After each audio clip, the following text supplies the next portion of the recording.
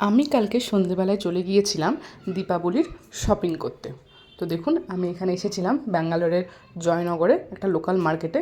সেখানে এই দোকানে দেখুন নানা রকমের প্রদীপ রয়েছে কালারফুল। এত সুন্দর লাগছিল, প্রত্যেকটা প্রদীপই খুব ভালো লাগছিল।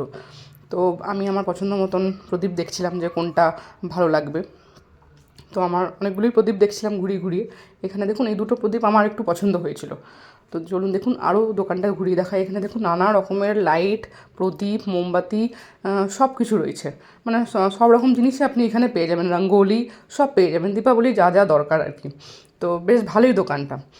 এখানে দেখুন আবার ঘর সাজানোরও নানা রকম জিনিসপত্র রয়েছে। এই যে দেখুন আমার শপিং শেষ হয়ে গেছে, এবার বাড়ি যাওয়া যাক।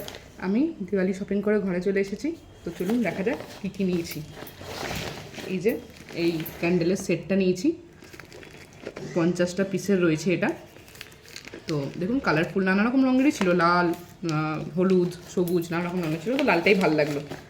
আর একটা ধূপকাঠি, জানি না স্মেলটা কেমন হবে, ওখানে তো ভালোই লাগলো, দেখা যাক, জ্বালালে পরে বোঝা যাবে বলছে।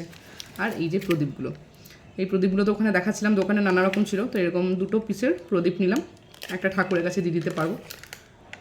ব্যাস এই হচ্ছে আমার আর দিওয়ালি শপিং। আর একটুখানি নিলাম ফুল ঠাকুরকে পুজো দেওয়ার জন্য, ব্যাস এইটুকুই।